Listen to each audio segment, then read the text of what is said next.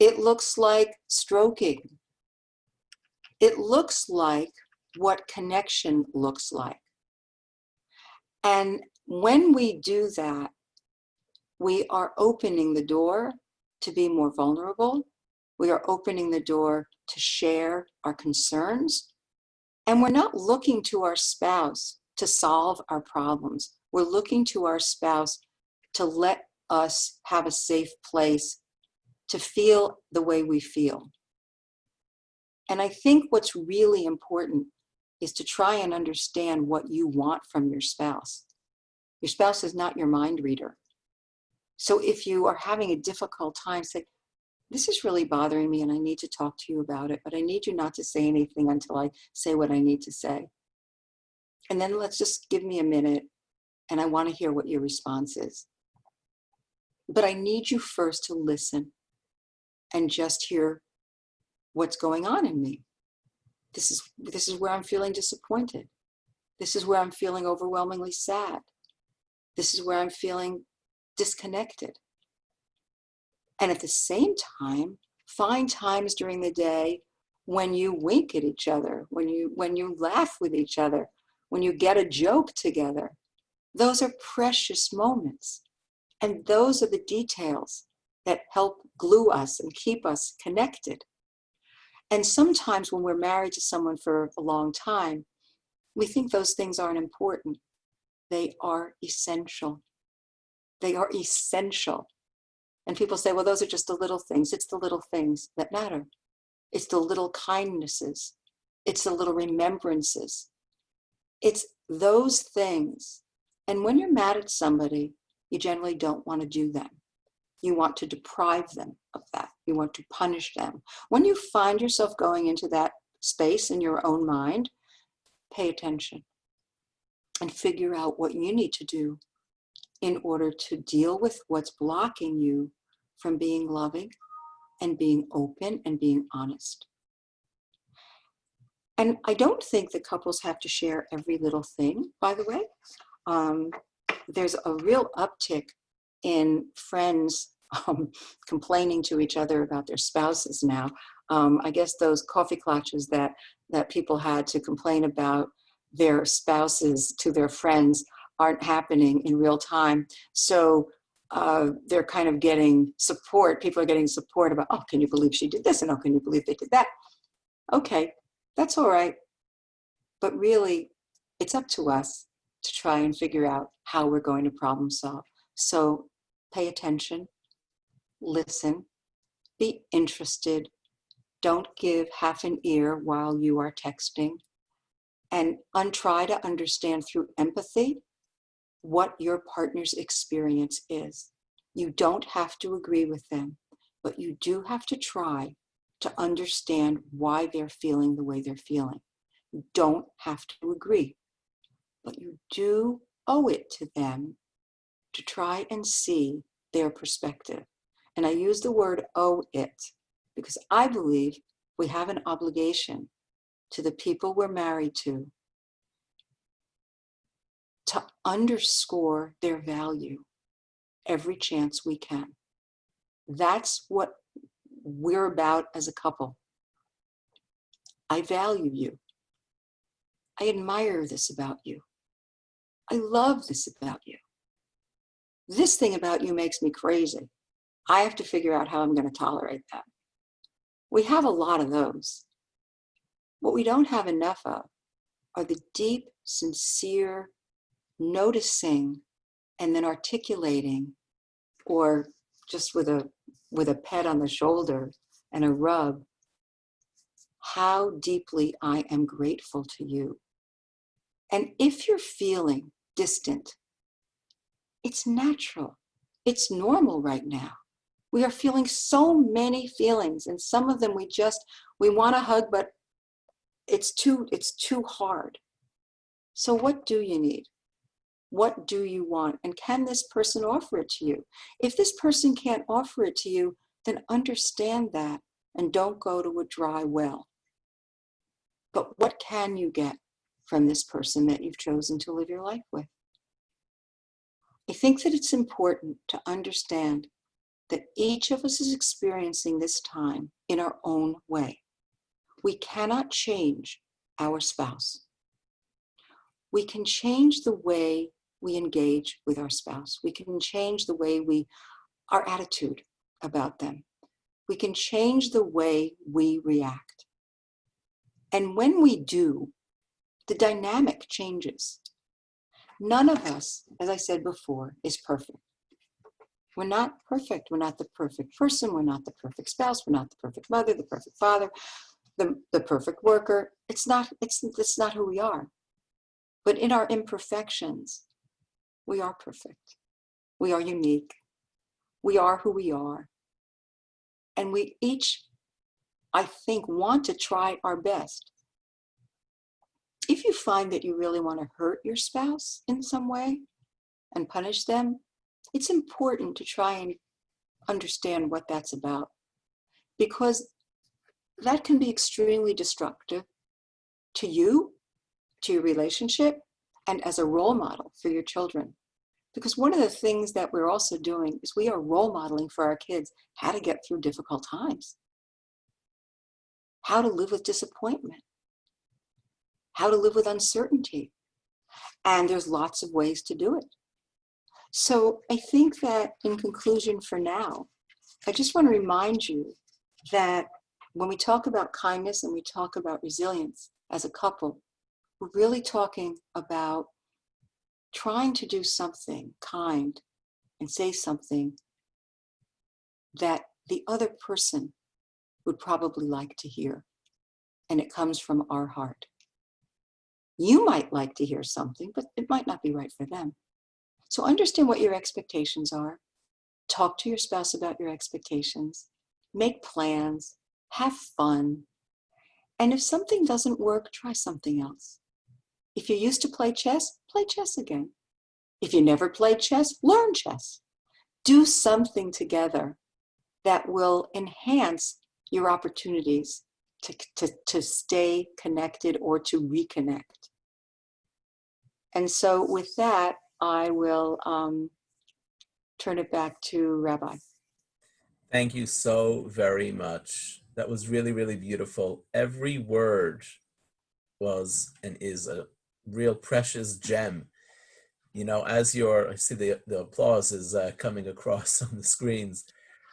As you were talking, I was thinking to myself of an old Hasidic saying, which is that when the redemption is finally here, when the Messiah comes, when we are finally living in that utopian era that we all dream of and that world history is destined ultimately to come to, we hope it's soon. At that time, the Hasidic saying goes, we're going to yearn for the days in exile, the current time that we're living in, because we will only then realize how much we could have accomplished. And as you're talking, I'm just thinking about all of the different things that you pointed to, where if we even just do a few of those, could you imagine how much beautiful our homes and the whole world will be?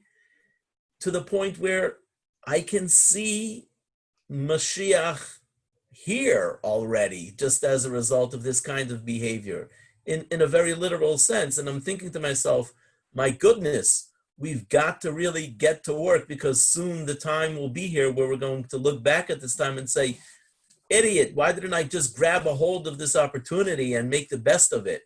So that's really the inspiring message that I take away from your words. Thank you, Rabbi. You know, you said something, and I just want to respond to it, if I may. I think that we have the opportunity to find purpose and meaning during this time. And one of the things that we know about when people are at the end of their life, and they look back, and they have a pretty good relationship with their impending death if they feel that their life had meaning. And I think that if we can, and if they touched another life deeply, if we really can think about the opportunities that we have right now to create the relationships that we'd like to have, it would be incredible. And just to have that as a goal, instead of saying, oh, the same old, every day's the same, every day. I mean, it's really easy, as I said before, because of the negativity bias, it's really easy to fall into that. And we have to be very focused and very intentional to not. But it, you know, it fills you with hope if you live that way. And I think that when you are a couple, you can decide every day how you want to live as a couple. And that's something that really would be lovely.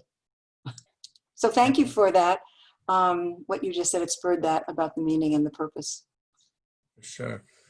If anyone has a question or two, you can use the chat. You have just another few minutes. Chat, right. You don't have to worry about monitoring the chat. I'll take a look Thanks. at the chat, and Thank you. I'll pass the questions on if anyone has any questions that they can type into the chat. Or comments. Okay. Or comments. But before we actually start the chat, Dale, do you want to just give one or two practical examples of what to do? Like you started saying, like, you know, don't raise your voice or wait 5-10 minutes. Could you give another one or two examples in the moment when there's disagreement? Yes. Thank you, Mariashi. Okay. I'm a great believer in breathing. And since we're all breathing anyway, why not use our breath intentionally? So when we find that we're going to say something that we just haven't even thought through, take a breath. Shake your hands. Do something that gets it out and addresses it, but doesn't splash all over your spouse, your kids, whatever. And again, we're all going to lose it sometimes. But if we can be conscious of what we say, how we feel, it's first being conscious of how you feel. What is your body telling you? Pay attention and listen to your body. Because when you feel something, you probably need to pay attention to it. And I think what's important is to be able to say, and not just in the moment, but to give your spouse a heads up and say, you know, this is a time when I shouldn't say something, but that doesn't mean I don't have anything to say. All right? And I think that that's really important, so that you give yourself the room you didn't think you had, and you say, you know, or right now, I'm just seeing red. I cannot say anything, but I'll get back to you on that. And be ready, because I have a lot to say about this right now. But right now, I need to process it, okay? To be able to know that, and this is not wait till your father comes home. This is, I respect you and I respect me, and I want whatever's going on here to end up in a better place. And if I do what I feel like doing right now, there is no way it's going to be in a better place. It's going to be in a worse place. And then I have to kind of wind back and bring it up. And that's not what I want. I want to be able to understand that you, my partner, want me to give you what's in my heart without annihilating you, right? I want there to be that space. So that's one tip. And by the way, most of my tips have to do with taking control of ourselves, right? But if someone is on a rage and a tear, don't jump right in. Let them rage and tear if they're not hurting anybody. And say, I see you're really unbelievably upset. I do want to talk to you about it when the heat comes down a little bit. And you must address it. I don't come from the school of put it under the rug. Things must be addressed, but it's how we address them. And the other thing, Mariashi, I think what's really important, and I said it before, but I'll say it again because I think it bears repeating, acknowledge with an open heart. Appreciate with an open heart. Notice and pay attention. This is the essence of kindness. when you really notice when someone is feeling a certain way, or say, gee, it looks like you're having a hard time, instead of pretending that nothing's going on. Now, the person may say, I don't want to talk about it. Okay, if you do, I'm here. And then if it persists, say, you know, it looks like this is really bothering you, whatever it is there something that you could do to try and help yourself? To acknowledge without being intrusive, and to try and find that delicate balance. If someone is used to being annihilated and criticized every time they open up to you, they're not going to open up very much. So you might have to say, you know, I realize that was the way I always responded to you, and I see that's really not the way I want to continue. I want to try and do something different. What do you need from me? This is a question that most couples don't ask. They're very busy telling their spouses what they need and what they want, which is important, but they're not necessarily asking, and what do you need from me? How do you need me to tell you something when I'm unhappy? What's the best time? What's the best way? These kinds of, you know, kind of find out when you're going to have an opportunity that's going to be the best opportunity to have an outcome that's positive. I also want to mention that, as I think you know, years ago, a colleague of mine, Maris Powell, and I wrote a book called From the Heart, and it's men and women write their private thoughts about their married lives. We wrote it almost 20 years ago. So much of what we're learning now at this time is so important, because how people are married during this time and these times of stress, because stress can bring the best out in us and it can bring the worst out in us, and it can do both. So Maris and I were talking about, you know, maybe we're going to do another copy of this, another installment. So if any of you want to contribute, that's great. Just let me know, because this is a crisis time. And we have to be able to, as Rabbi said, how are we going to get out of the ark? Whole, and with a new relationship, with a renewed relationship, with a strong relationship, which means that we have to look at that relationship. Thank you. We have on the chat one comment, well, besides for a thank you, one comment and one question. The comment is that this is great reinforcement of positive attitudes. That's from Michelle. Thank you. And the question is, can you suggest some ways to make sure that you have couple time throughout the day when there are young kids at home? How much couple time do you think is healthy to make sure you have every day? I think every couple has to determine that on their own, and it may be determined precisely by what's in the question, which is the kids and their schedule and how old they are and what their demands are. But I am a firm believer in setting up rules, and some of these rules have to do with, now it's mommy and daddy's time, and this is time when you're gonna, if there's, you know, a brother or sister, they're gonna play together, or they're gonna read, or they're gonna do something, or they're gonna have quiet time, and that's their time. And you start with a short amount of time. You start with 5 minutes, and you see how it goes. And then you go to 10 minutes, and then see how it goes. And you can arrange, I'm not talking about abandoning your children, by the way, but you can arrange to have a few minutes together where you just kind of have quiet time and you talk, or you just hang out, or whatever you do. And you do that, and the kids learn to appreciate that, unless, God forbid, the house is, you know, on fire, that's mommy and daddy's time. And at the same time, they have their time.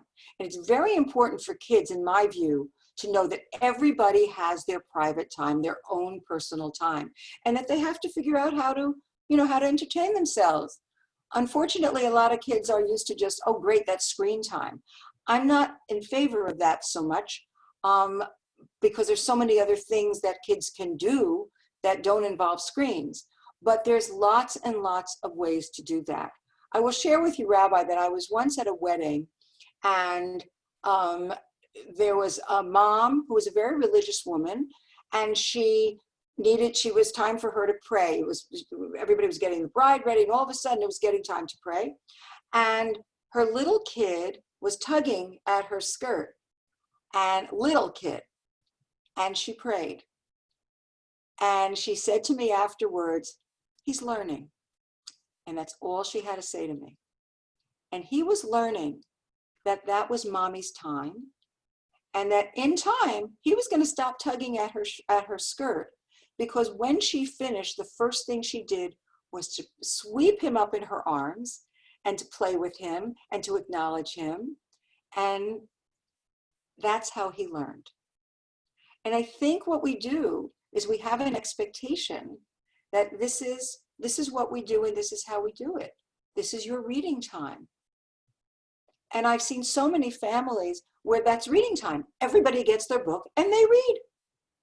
And you can also say, this is time for you to read, and mommy and daddy are going to do what we're going to do. Or mommy and daddy are going to prepare dinner now, and you guys are going to do this.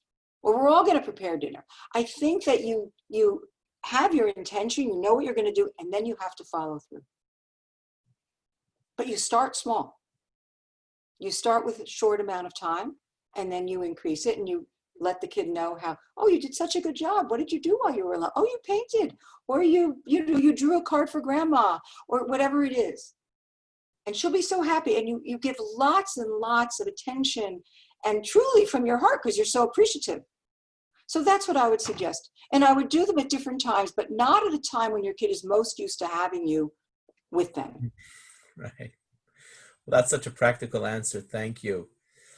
And thank you, Dr. Dale, for another incredibly enriching evening.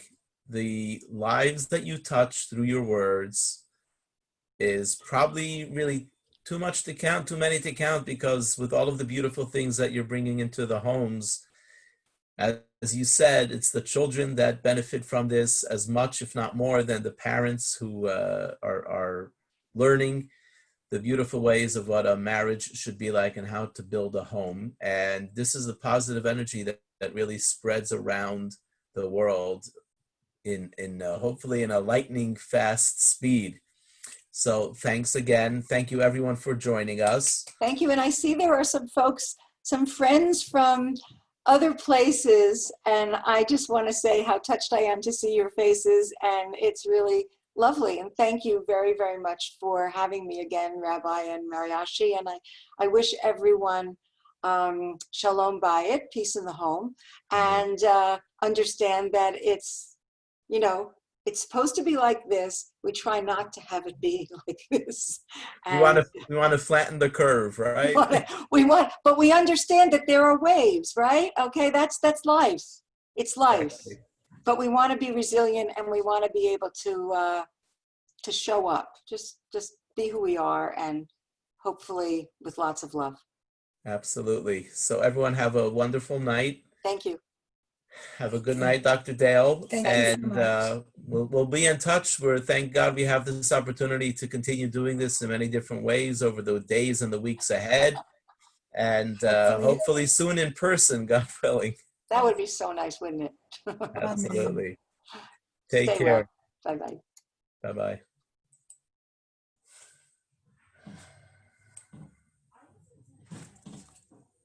It's really sweet.